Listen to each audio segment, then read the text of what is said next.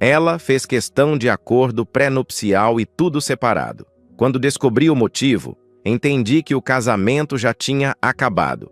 Eu sempre fui focado nos negócios. Aos 35 anos, minha empresa de logística estava consolidada no mercado e eu vivia praticamente dentro do escritório. Relacionamentos nunca foram prioridade até aquela noite de outubro, num jantar corporativo que eu quase cancelei por cansaço. Foi quando a vi pela primeira vez. Helena estava ao lado do palco, conversando com outros advogados. Vestido azul marinho, postura impecável, um sorriso que iluminava o salão inteiro. Nossos olhares se cruzaram e senti algo diferente, uma conexão instantânea que nunca tinha experimentado antes. Me aproximei durante o coquetel. Começamos a conversar sobre o evento, sobre trabalho, e percebi que ela era incrivelmente inteligente. Advogada especializada em direito empresarial, sócia de um escritório respeitado, com uma visão de mundo que me fascinava. Pedi seu número e ela sorriu. Nosso primeiro encontro foi num restaurante discreto. A conversa fluía naturalmente, horas passavam como minutos. Helena falava sobre independência, sobre como construiu a carreira sozinha, sobre a importância de uma mulher ter autonomia financeira. Eu concordei e disse que admirava mulheres assim. Ela tocou minha mão e comentou que era raro encontrar homens que realmente entendessem isso. Os meses seguintes foram intensos. Jantares, viagens de fim de semana, conversas que duravam madrugada adenteira. Mas percebi algo curioso. Helena sempre insistia em dividir todas as contas. Quando eu oferecia pagar, ela recusava educadamente. Um dia questionei isso. Estávamos num café e ela me olhou séria. Helena, por que você não deixa eu te presentear às vezes? Você é meu namorado, não meu patrocinador. Ela respondeu com firmeza. Preciso manter minha independência, é quem eu sou. Achei aquilo admirável na época. Uma mulher forte, determinada, que não precisava de ninguém. Exatamente o oposto das pessoas interesseiras que eu conhecia no meio empresarial. 6 meses depois, durante um fim de semana na praia, eu a pedi em casamento. Helena ficou emocionada, abraçou-me forte e disse sim. Mas logo em seguida, ainda com lágrimas nos olhos, ela fez uma observação que deveria ter me alertado. Amor, eu aceito casar com você, mas precisamos conversar sobre algumas coisas práticas. Quero que nosso casamento seja baseado em respeito mútuo e independência. Você concorda? Concordei sem hesitar, achando que estava diante da mulher perfeita. Como eu estava enganado. As semanas seguintes ao pedido de casamento foram empolgantes. Escolhemos a data, começamos a planejar a cerimônia e eu estava nas nuvens. Até que Helena trouxe à tona a conversa que ela havia mencionado na praia. Estávamos no apartamento dela quando ela colocou uma pasta sobre a mesa de centro. Amor, lembra que eu disse que precisávamos conversar sobre coisas práticas? Então, trouxe alguns documentos para analisarmos juntos. Abri a pasta e me deparei com um contrato pré-nupcial extremamente detalhado. Páginas e páginas especificando separação total de bens, cláusulas sobre propriedades, investimentos, até herança futura. Fiquei surpreso com o nível de detalhamento. Helena, isso é realmente necessário? Perguntei, tentando não demonstrar o desconforto que sentia. Ela se sentou ao meu lado e segurou minhas mãos. Olha, eu não quero que você pense que não confio em você. Mas aprendi que casamento e finanças são coisas separadas. Minha mãe perdeu tudo num divórcio complicado, e eu prometi a mim mesma que nunca passaria por isso. A explicação parecia razoável. Ela estava se protegendo de um trauma familiar, e eu podia entender isso. Além disso, minha empresa estava crescendo. Talvez fosse sensato para ambos. Está bem, podemos fazer isso. Mas você realmente acha que precisamos de tantos detalhes? Helena sorriu aliviada. É justamente o detalhamento que nos protege, amor. Assim não há espaço para mal-entendidos no futuro. Vamos manter nossa independência financeira e nosso amor separado de questões materiais. Levei o documento para meu advogado analisar. Ele franziu a testa ao ler.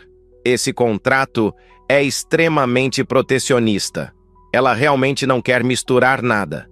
Tem certeza disso? Confio nela, respondi com convicção. É apenas uma precaução. Quando contei para minha mãe, a reação foi pior. Filho, uma mulher que te ama não começa um casamento pensando no fim. Isso não te parece estranho? Mãe, é o mundo moderno. As mulheres querem independência. E eu respeito isso. Meu pai apenas balançou a cabeça, claramente preocupado, mas não quis interferir. Assinamos o contrato 3 semanas antes do casamento. Helena estava radiante, me abraçou forte e sussurrou no meu ouvido. Agora sim podemos começar nossa vida juntos da forma certa, sem amarras financeiras, apenas amor puro. Eu acreditei em cada palavra. Achei que estava sendo progressista, moderno, respeitando a autonomia da mulher que amava. Não percebi que estava assinando minha própria sentença, autorizando um plano que ela havia arquitetado com frieza calculista. O casamento aconteceu num sábado ensolarado de primavera, e eu era o homem mais feliz do mundo, completamente cego para a armadilha em que havia caído.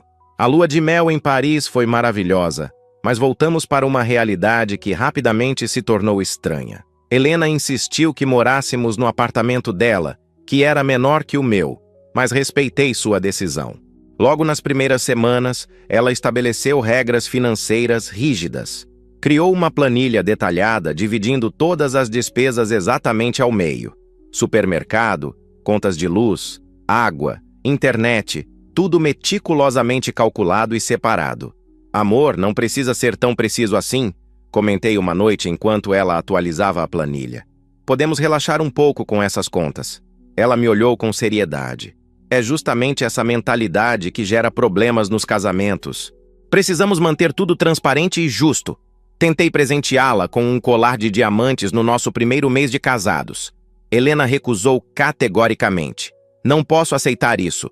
É muito caro e cria um desequilíbrio entre nós. Mas é um presente, insisti. Maridos dão presentes para as esposas. E eu agradeço a intenção, mas prefiro que não façamos isso. Guarde esse dinheiro para seus investimentos. Propus uma viagem para Cancún nas minhas férias. Eu pago tudo. Será meu presente para nós dois. Novamente ela recusou. Se formos, dividimos meio a meio ou não vamos. A intimidade entre nós começou a esfriar. Helena chegava tarde do escritório, sempre com pilhas de processos para revisar. Jantávamos em silêncio, cada um no seu celular. Quando eu tentava conversar sobre nosso relacionamento, ela desviava. Estamos bem, apenas cansada do trabalho, dizia sem olhar nos meus olhos. Nos finais de semana, ela preferia ficar no notebook a sair comigo. Tenho prazos importantes, me dá licença? Tornaram-se palavras constantes. Meus amigos começaram a notar. Cara, sua esposa mal fala com a gente quando saímos juntos, comentou Ricardo num churrasco. Ela é focada na carreira, defendi. Mas você também é, e consegue ser sociável, ele rebateu. A situação piorou quando sugeri abrirmos uma conta conjunta apenas para facilitar as despesas da casa. Helena foi inflexível. Já conversamos sobre isso antes de casar. Cada um administra seu próprio dinheiro, mas nem para as contas básicas, especialmente para as contas básicas. Assim, não há confusão. Comecei a me sentir mais como um colega de apartamento do que como um marido. Não havia cumplicidade, não havia planos conjuntos, não havia sequer a ilusão de construirmos algo juntos. Uma noite, deitado ao lado dela que fingia dormir, me perguntei se havia cometido o maior erro da minha vida. Helena parecia uma estranha compartilhando o mesmo espaço, não a mulher apaixonada que conheci naquele jantar corporativo. Algo estava profundamente errado, mas eu ainda não conseguia enxergar a verdade. Foi numa terça-feira chuvosa, 6 meses depois do casamento. Helena saiu correndo pela manhã, atrasada para uma audiência importante. Esqueceu o celular carregando na cozinha e me pediu para levar ao escritório dela mais tarde. Quando cheguei em casa à tarde, notei que ela havia deixado a porta do home office entreaberta. Normalmente aquele cômodo ficava trancado. Era território exclusivo dela. Entrei apenas para fechar a janela que batia com o vento. Foi então que vi a pasta aberta sobre a escrivaninha. Papéis espalhados, alguns já caídos no chão. Comecei a recolhê-los para organizá-los quando meu coração gelou. Eram cartas trocadas com um escritório especializado em divórcios. A data do cabeçalho me chocou. 2 meses antes do nosso casamento. Li a primeira página sem acreditar no que estava vendo. Prezada doutora Helena, conforme solicitado, segue orientação detalhada sobre proteção patrimonial em regime de separação total de bens. O acordo pré-nupcial elaborado garante blindagem completa de seus ativos durante e após o matrimônio. Minhas mãos tremiam enquanto lia o próximo documento. Era um planejamento financeiro assinado por ela, com projeções de 3 anos. Recuperação gradual de passivos, estabilização de crédito através de aparência de solidez conjugal, posterior dissolução sem perdas materiais. Senti náusea. Procurei mais documentos na gaveta que estava entreaberta. Encontrei e-mails impressos, conversas com o advogado discutindo estratégias para manter a separação financeira absoluta. Um bilhete manuscrito chamou minha atenção. Fase 1 concluída. Casamento formalizado com proteção máxima. Iniciar fase 2. Manutenção de aparências enquanto reorganizo pendências. Fotografei tudo com meu celular, mãos suando frio. Reorganizei os papéis exatamente como estavam. Fechei a porta do escritório e saí do apartamento. Precisava de ar, precisava pensar. Sentei num banco da praça próxima, revendo as fotos no celular. Cada palavra era uma punhalada. Helena não me amava. Nunca amou. Eu era apenas parte de um plano, uma peça num tabuleiro que ela manipulava com precisão cirúrgica. As recusas aos presentes, a frieza crescente, a obsessão pela separação financeira, tudo fazia sentido agora. Ela estava me usando como fachada, como estabilidade superficial, enquanto resolvia problemas que eu nem sabia que existiam. Voltei para casa tentando agir normalmente. Helena chegou tarde, cansada, como sempre. Me deu um beijo mecânico na testa. Oi, amor. Que dia exaustivo. Respondi com um nó na garganta. Imagino. Quer jantar? Já comi alguma coisa no escritório. Vou tomar banho e dormir. Enquanto ouvia o chuveiro ligado, olhei novamente para as fotos no celular. Minha esposa era uma fraude. Meu casamento era uma mentira elaborada. E eu precisava descobrir até onde ia essa farsa antes de decidir meu próximo movimento. Contratei um investigador particular na quinta-feira seguinte. Maurício era discreto, profissional, recomendado por um colega empresário que havia passado por situação semelhante. Mostrei as fotos dos documentos e pedi uma investigação completa sobre Helena. Preciso saber tudo sobre a vida financeira dela, expliquei na sala discreta do escritório dele. Dívidas, investimentos, movimentações bancárias, tudo. Maurício assentiu. Vai levar cerca de 2 semanas. Tenho contatos que podem acessar informações públicas e algumas não tão públicas. Aquelas 2 semanas foram um inferno silencioso. Eu continuava a rotina normal, dividindo contas, dormindo ao lado de uma desconhecida, fingindo que estava tudo bem. Helena não notava nada diferente. Continuava mergulhada em seus processos e planilhas. Quando Maurício me ligou, senti o estômago revirar. Temos que conversar pessoalmente. O que descobri é pesado. Nos encontramos num café afastado. Ele colocou uma pasta grossa sobre a mesa. Sua esposa está com problemas financeiros sérios há mais de 3 anos. Investiu pesado em startups que faliram. Participou de fundos de investimento fraudulentos. Perdeu quase tudo. Folheei os documentos incrédulo. Eram dívidas astronômicas, empréstimos bancários, cartões de crédito estourados, acordos com credores. Helena devia uma fortuna. Como ela escondeu isso de mim? Maurício continuou. Ela vem fazendo acordos de pagamento mínimo, renegociando prazos constantemente. O casamento com você deu a ela uma aparência de estabilidade financeira que os credores valorizam. Eles aceitaram condições melhores, acreditando que ela tinha suporte conjugal. Senti raiva queimando no peito. Então eu sou apenas uma fachada? Um certificado de credibilidade? Basicamente. Mas tem mais. Ele puxou outro documento. Encontrei e-mails dela com consultores financeiros. O plano é usar os próximos 3 anos para limpar a maior parte das dívidas, reconstruir o score de crédito e depois solicitar o divórcio. Com a separação total de bens, ela sai sem dever nada a você e com a vida financeira restaurada. E eu fico com quê? Perguntei amargamente. Com a conta emocional, ele respondeu direto. Ela calculou tudo friamente. Você foi escolhido porque é bem-sucedido, confiável, e não questionaria muito a independência dela. Peguei todos os documentos. Há algo mais que eu precise saber? Maurício hesitou. Sim, tem um nome que aparece frequentemente nos e-mails dela. Rodrigo Almeida, irmão dela. Ele orientou toda essa operação, foi quem sugeriu o casamento como estratégia de recuperação financeira.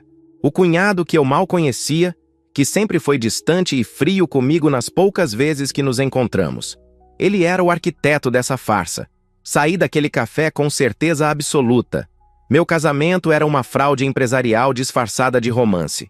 E agora eu tinha todas as provas necessárias para destruir esse castelo de mentiras. Maurício conseguiu interceptar e-mails entre Helena e Rodrigo através de contatos que tinha na área de tecnologia. Quando li as conversas, a extensão da manipulação me deixou sem ar. A primeira mensagem era de 4 anos atrás.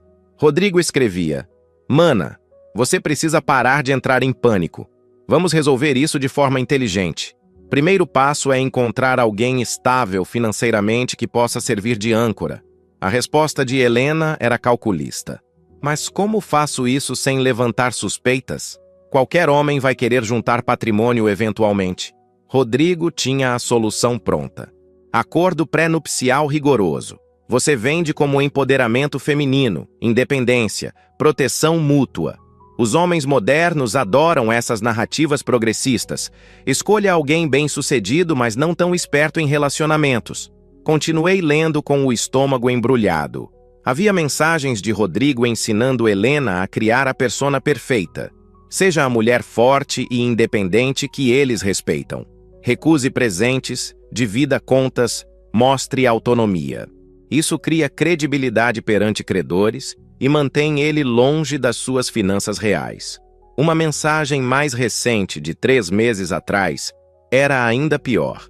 Helena perguntava: quanto tempo preciso manter essa farsa? Estou cansada de fingir interesse por ele. Rodrigo respondia friamente: mais 2 anos no mínimo. Você já limpou 40% das dívidas. Os bancos estão aceitando condições melhores porque você aparenta estabilidade conjugal. Aguente firme. Depois você se livra dele e recomeça com o nome limpo. Descobri que Rodrigo era consultor financeiro, mas havia perdido a licença por práticas questionáveis anos atrás. Ele convenceu Helena a investir em esquemas arriscados que ele mesmo montava. Quando tudo desmoronou, foi ideia dele usar um casamento de fachada para reconstruir a credibilidade dela. Maurício me mostrou planilhas que Rodrigo havia criado. Era um cronograma detalhado. Ano 1, reduzir dívidas principais. Ano 2, renegociar juros usando estabilidade matrimonial como garantia. Ano 3, finalizar pagamentos e preparar divórcio limpo. Tem mais, Maurício alertou. Rodrigo orientou ela sobre como agir caso você desconfiasse. Choro, dramatização, acusações de ciúmes ou insegurança masculina. Ele preparou ela para todas as eventualidades. Encontrei até um documento que me gelou o sangue. Era um rascunho de petição de divórcio, já preparado, esperando apenas a data certa para ser protocolado. Helena e Rodrigo planejavam cada passo há anos. O irmão dela não era apenas cúmplice. Ele era o maestro dessa orquestra de mentiras, e Helena tocava perfeitamente a partitura que ele compunha. Usaram meus sentimentos, minha confiança, minha vontade de construir uma família, como ferramentas para resolver problemas financeiros que eles mesmos criaram. Olhei para Maurício e disse com voz firme: preciso de absolutamente tudo documentado. Cada e-mail, cada conversa, cada prova. Vou acabar com os dois. Esperei o momento certo. Um sábado à noite, depois de semanas planejando cada palavra. Helena estava no sofá, mexendo no notebook como sempre. Sentei-me ao lado dela e respirei fundo. Precisamos conversar, disse com voz calma. Ela nem levantou os olhos da tela. Sobre o quê? Estou ocupada revisando um contrato. Sobre o nosso casamento. Sobre a verdade. Helena finalmente me olhou, irritada. Que verdade? Você está sendo dramático de novo? Coloquei uma pasta sobre a mesa de centro. A mesma que Maurício me entregou, repleta de provas. Ela olhou para a pasta e seu rosto empalideceu instantaneamente. Do que se trata isso? Abri a pasta e mostrei os e-mails impressos, as conversas com Rodrigo, os documentos financeiros. Vi a cor sumir do rosto dela enquanto reconhecia cada papel. De onde você tirou isso? Sua voz tremia pela primeira vez desde que a conheci. Não importa de onde tirei. Importa que agora eu sei de tudo. As dívidas, o plano com seu irmão, o cronograma de 3 anos, o divórcio já planejado. Você me usou como peça num joguinho financeiro. Helena tentou se recompor. Você não entende o contexto. Eu estava desesperada. Precisava de ajuda. Então por que não pediu? Por que construiu essa farsa elaborada? Por que fingiu amor quando tudo que você queria era uma fachada de estabilidade? Ela se levantou, agora com raiva substituindo o choque inicial. Porque homens como você nunca ajudariam. Vocês querem mulheres vulneráveis, dependentes, não parceiras com problemas reais. Parceiras não mentem. Parceiras não manipulam. Parceiras não planejam divórcios antes mesmo de casar. Helena deu uma risada amarga. Você quer saber a verdade? Sim, eu te usei. E funcionou perfeitamente. Você foi tão previsível, tão fácil de manipular com seu discurso de homem moderno que respeita mulheres independentes. Cada palavra era uma lâmina. Então você nunca sentiu nada por mim? Ela me encarou com frieza que nunca tinha visto antes. Senti atração inicial, sim. Mas amor, não seja ingênuo. Você era conveniente, bem-sucedido e confiável demais para questionar minhas decisões. Perfeito para o que eu precisava. E Rodrigo? Ele orquestrou tudo? Meu irmão me salvou quando eu estava afundando. Ele me deu uma solução inteligente para um problema real. Você acha que isso é cruel? Era sobrevivência. Peguei a pasta de volta. Pelo menos agora você é honesta. Já é alguma coisa. Helena cruzou os braços. E o que vai fazer com essas informações? Me divorciar? Ótimo, era o plano mesmo. Você não consegue nada com isso. Sorri pela primeira vez em semanas, mas não era um sorriso feliz. Você subestima o quão preparado eu estou, Helena. E vai descobrir que brincar com a vida das pessoas tem consequências sérias. Saí do apartamento naquela noite levando minhas coisas essenciais. O casamento tinha acabado oficialmente, mas minha vingança estava apenas começando. Na segunda-feira seguinte, procurei o melhor escritório de advocacia especializado em direito de família que conhecia. Doutora Patrícia Mendes tinha a reputação de ser implacável e estratégica. Quando mostrei toda a documentação, ela se animou. Isso aqui é ouro puro, ela disse folheando os papéis. Temos má-fé comprovada, fraude matrimonial, uso indevido da instituição do casamento para fins exclusivamente financeiros. O acordo pré-nupcial pode ser anulado. Quero mais que anular o acordo, respondi. Quero justiça completa. Patrícia sorriu. Entendo perfeitamente. Vamos precisar de tudo documentado formalmente. Gravações, se possível. Passei as semanas seguintes reunindo evidências adicionais. Instalei aplicativos de gravação no meu celular e provoquei conversas com Helena. Ela, confiante demais na proteção do acordo pré-nupcial, admitiu tudo novamente. Você realmente achou que eu ia me apaixonar por você genuinamente? Helena disse numa discussão gravada. Eu precisava de alguém apresentável. E você serviu perfeitamente para o propósito. Cada palavra cruel era documentada, arquivada, preparada para uso judicial. Maurício conseguiu mais e-mails entre Helena e Rodrigo discutindo detalhes específicos da fraude. Num deles, Rodrigo escrevia: mantenha a aparência de casamento feliz por mais 18 meses. Depois disso, você estará livre e com o nome limpo. Ele nunca vai suspeitar de nada. Procurei também um contador forense. Ele analisou todos os movimentos financeiros de Helena e confirmou o que já sabíamos. Ela usou a estabilidade aparente do casamento para renegociar dívidas com condições melhores, apresentando-se como pessoa casada e financeiramente estável. Doutor Fernando, o contador, preparou um relatório detalhado. Aqui está tudo quantificado. Quanto ela economizou em juros usando seu nome como referência, quanto conseguiu postergar em pagamentos alegando suporte conjugal. É fraude documentada. Patrícia montou um dossiê completo. Eram mais de 200 páginas de provas, e-mails, gravações transcritas, análises financeiras, testemunhos de Maurício sobre a investigação, prints de conversas, documentos mostrando o planejamento prévio do divórcio. Temos 3 linhas de ataque, ela explicou numa reunião estratégica. Primeiro, anulação do acordo pré-nupcial por má-fé comprovada. Segundo, processo por danos morais pela fraude emocional e uso indevido do casamento. Terceiro, denúncia aos credores sobre as mentiras que ela contou usando você como garantia falsa. E Rodrigo? Perguntei. Ele pode responder por coautoria da fraude, consultoria para atividade ilícita. Temos e-mails suficientes provando que ele planejou e orientou tudo. Assinei todos os documentos necessários. Patrícia me olhou seriamente. Você tem certeza disso? Vai ser uma guerra judicial intensa. Tenho absoluta certeza. Eles destruíram minha confiança, usaram meus sentimentos como ferramenta. Quero que paguem por cada mentira.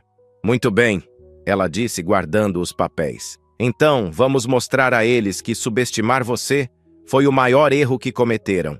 A petição será protocolada amanhã mesmo. A primeira bomba explodiu quando Helena recebeu a notificação judicial em seu escritório. Patrícia havia pedido sigilo inicial para que ela não tivesse tempo de destruir evidências ou preparar defesas. Minha ex-esposa me ligou furiosa naquela tarde. Você enlouqueceu? Está me processando por fraude matrimonial? Você não tem provas de nada. Desliguei sem responder. As provas falariam por si mesmas. O segundo movimento foi ainda mais devastador. Patrícia tinha contatos em veículos de imprensa especializados em direito. A história de uma advogada que usou o casamento como estratégia financeira virou manchete em portais jurídicos. Obviamente, sem citar nomes por questões legais, mas qualquer pessoa do meio reconheceria os detalhes. O escritório onde Helena era sócia começou a receber ligações, clientes questionando a ética dela, parceiros preocupados com a reputação da firma. Em uma semana, 3 clientes importantes cancelaram contratos. Mas o golpe definitivo veio quando contactei pessoalmente os credores de Helena. Marquei reuniões com gerentes dos bancos, onde ela tinha dívidas renegociadas. Mostrei documentos provando que ela havia mentido sobre estabilidade conjugal para conseguir condições especiais. O senhor entende que minha cliente obteve prazos estendidos alegando suporte familiar que nunca existiu? Expliquei ao gerente do Banco Central de Crédito. Ele analisou os papéis, o rosto ficando vermelho.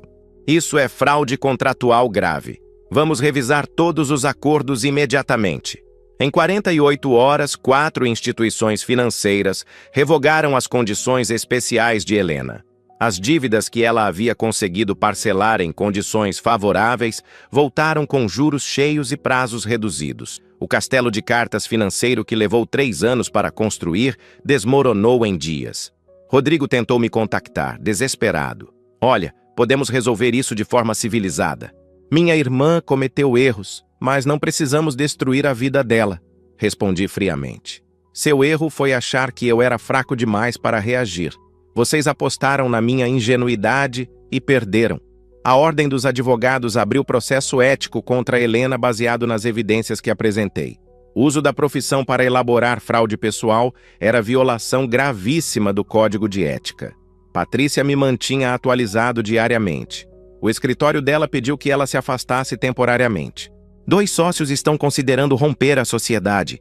A reputação profissional está destruída. Recebi uma mensagem de Helena tarde da noite. Por favor, pare com isso. Você já venceu. Eu imploro. Não respondi. Ela havia planejado meticulosamente minha humilhação por anos. Agora era minha vez de executar cada etapa da vingança com a mesma precisão cirúrgica que ela usou para me enganar. A diferença é que minhas armas eram verdade e justiça. E elas estavam se mostrando infinitamente mais poderosas que as mentiras dela jamais foram. O cerco estava se fechando, e não havia escapatória possível. A sentença judicial veio 6 meses depois. Eu estava no escritório de Patrícia quando ela leu o veredito com satisfação visível. O juiz havia anulado completamente o acordo pré-nupcial por má-fé comprovada desde a concepção do casamento. Conseguimos tudo, ela anunciou sorrindo. Anulação do acordo, condenação por danos morais, e o juiz determinou que ela assuma integralmente os custos do processo. É uma vitória esmagadora. Helena perdeu a sociedade no escritório de advocacia. Os sócios não quiseram manter vínculo com alguém envolvido em escândalo ético tão grave. Seus principais clientes migraram para concorrentes e ela precisou abrir um pequeno escritório individual que mal pagava as contas. A Ordem dos Advogados aplicou suspensão de 6 meses. Quando voltou a advogar, sua reputação estava irreversivelmente manchada. Processos que antes ela conseguia facilmente agora eram negados. Ninguém queria associação com o nome dela. Os credores executaram as dívidas com força total. Sem as condições especiais que havia negociado, mentindo sobre estabilidade matrimonial, Helena enfrentou penhoras e execuções judiciais que consumiram o pouco que lhe restava. Rodrigo não saiu ileso. As provas de que ele planejou e orientou a fraude resultaram em investigação por exercício ilegal de consultoria financeira e participação em esquema fraudulento. Perdeu os poucos clientes que ainda mantinha e enfrentou processos administrativos. Vi Helena uma última vez no corredor do fórum 6 meses após a sentença. Ela estava magra, cansada, carregando sozinha uma pasta de documentos. Nossos olhares se cruzaram por um segundo. Vi derrota completa naqueles olhos que um dia me seduziram com falsidade. Não senti pena, senti justiça. Quanto a mim, reconstruí minha vida com dignidade restaurada. Minha empresa continuou crescendo. Expandi para novos mercados. A experiência me ensinou a valorizar a autenticidade acima de tudo. 1 ano depois, conheci Fernanda num evento beneficente. Ela era professora universitária, simples, genuína, com um sorriso que iluminava sinceramente. Quando me contou sobre sua vida, seus sonhos, seus medos, senti algo que nunca tive com Helena: conexão verdadeira. Nosso relacionamento cresceu naturalmente, sem máscaras, sem manipulações. Quando decidimos morar juntos, Fernanda sugeriu abrir conta conjunta para despesas da casa. Eu simplesmente disse sim, porque confiança real não precisa de blindagens. Helena me ensinou que algumas pessoas veem relacionamentos como transações comerciais, mas também me ensinou que verdade e justiça, quando bem documentadas e executadas, são as vinganças mais completas possíveis. Hoje, sou mais feliz, mais sábio e infinitamente mais cuidadoso. E Helena vive com as consequências de cada escolha que fez, cada mentira que contou, cada sentimento que fingiu. A vingança perfeita não foi destruí-la, foi simplesmente expor quem ela realmente sempre foi. E assim termina a história de um homem que descobriu que seu casamento era uma farsa financeira cuidadosamente planejada. O protagonista não apenas sobreviveu à traição emocional e manipulação calculista, mas usou as mesmas ferramentas que foram usadas contra ele para construir sua vingança: documentação meticulosa, estratégia precisa e paciência. A justiça prevaleceu quando a verdade veio à tona, provando que mentiras elaboradas sempre deixam rastros que podem ser seguidos por quem tem determinação suficiente. Esta história nos ensina que relacionamentos baseados em interesses ocultos e manipulação inevitavelmente desmoronam quando expostos à luz da verdade. O protagonista transformou dor em força, humilhação em sabedoria e encontrou não apenas vingança através da justiça, mas também a capacidade de recomeçar com autenticidade. Sua maior vitória não foi destruir quem o enganou, mas recuperar sua dignidade e construir um futuro genuíno com alguém que valoriza a conexão verdadeira. E você? O que faria se descobrisse que seu casamento era uma estratégia financeira disfarçada de amor? Comentem aqui embaixo suas opiniões sobre essa história. Será que a vingança do protagonista foi justa? Ou ele deveria apenas ter seguido em frente? Adoraria saber o que vocês pensam sobre isso. Não esqueçam de deixar aquele like se gostaram da história, se inscrever no canal para não perder nenhum conteúdo novo e ativar o sininho das notificações para serem avisados sempre que um vídeo novo for publicado. Amanhã tem história nova aqui no canal, então fiquem ligados. Até a próxima!